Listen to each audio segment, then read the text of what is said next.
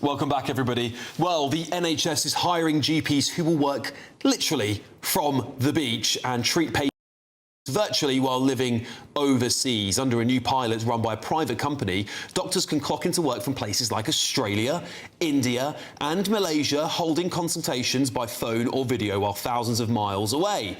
Health bosses say it will boost productivity. Critics say it looks like a lot of offshoring healthcare. So should GPs be allowed to work from the beach? We're now joined by UK Country Associate for the Consumer Choice Centre, Mike Salem, and former Health Minister Maria Caulfield. Maria, I'll start with you.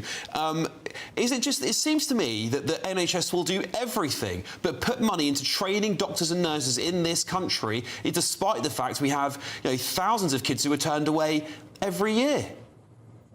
Yeah, so I've got huge concerns about this, and you're right, but there is actually capacity for having extra GPs. We know that about 66% of trainee GPs in their final year are looking for work, and when they're qualified, 4 in 10 newly qualified GPs can't get a job. So there are GPs out there looking for work, and this seems to be a bit of a gimmick and a bit of a cheaper alternative that won't necessarily provide the quality of care that patients really need.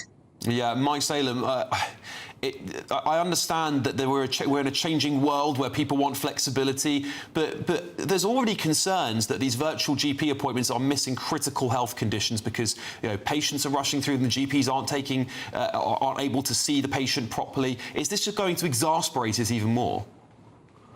Yeah, I think the real issue is that we haven't got enough supply of GPs, and I think Maria's right on that, and there's capacity to increase more GPs. And the solution for that should be we should maximize that by whatever means. And if we can reduce people having to go to A&E through getting more online consultations, then so be it. I think you're a bit cheeky with your question saying that the GPs would be from the beach themselves. I accept that remote work is a bit different from in person, but nonetheless, I think it's important for us to increase the supply and make sure that we are avoiding the burden on the A&E by facilitating more consultations, whether it's online or in person. Mike, if I may interrupt though, because it's not, it doesn't seem to me that this would solve an A&E issue. The people who go to A&E tend to not really, a lot of the time, waste a lot of time, of course, the hospitals waste useful spaces, but they're not going to call up a virtual GP, they're going to call 999 or they're going to go and drive into an A&E. They're not going to think about, let me call my virtual doctor from Malaysia. That would require quite a massive public PR campaign in order to change that. Are we expecting to spend even more money doing that? Why can't we just train more doctors and nurses up? No, I accept that, and we should definitely be doing that. But in terms of what we need to be done immediately, we are seeing waiting lists actually increasing despite of what West Streeting is saying. And I'm not particularly endorsing this current government measure on that. But what I'm saying is when people don't know where to go to, they usually call 999, and that adds a burden to A&E. Whether we like it or not, that's the sad reality. And what we actually do need to do is facilitate an increase in supply of A&E or GP facilitators who can actually provide sound advice to our patients. And the best way to do it is to actually rely on the advice and the expertise of the many people that are in the UK, but also globally.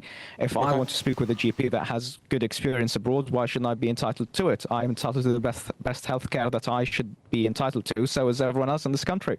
OK, Maria, what do you make of Mike's comments there? Well, I'm just slightly concerned that, this is a bit of a tick box exercise. So the government can say, X, Y and Z have seen a GP, but it's about the quality of the consultation as well. And, seeing your normal GP, whether that's virtually or face-to-face, someone who knows you, someone who's likely to see you again at your next appointment, has an idea of your medical history, will bring a better consultation. For someone, who's young, then this might be okay. But for people with multiple comorbidities, who have got complex needs, seeing the same GP, the same team is crucial. And what will happen, I fear, is that they'll tick the box to say they've been seen by a remote consultation by someone who's not even in the country, and then they will get either misdiagnosed or not a complete consultation, and then they'll either end up more poorly and in A&E and hospital, or they'll be coming back to knock on the door of their local GP without a resolution to their original complaint. So I think this is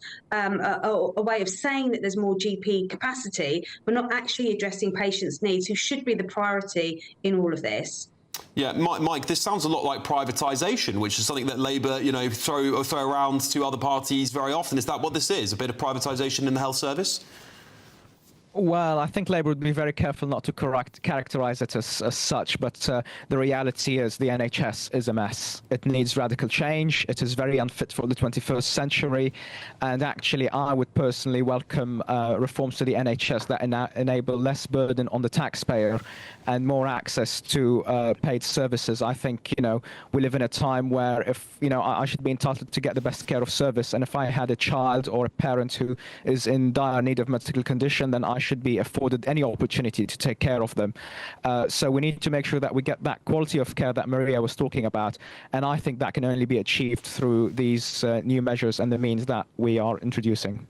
All right, well, listen, thank you both very much. That is UK Country Associate at the Consumer Choice Centre, Mike Salem, and former Health Minister Maria Caulfield. Thank you so much for joining me this evening to talk about this topic. Personally, I just think this will make people's health worse. I think people will choose to go to A&E over a virtual GP. That's my opinion. Anyway, look, an NHS spokesman said this. This is a pilot run by a private company, which is not endorsed by NHS England, and we have no plans to roll this out nationally.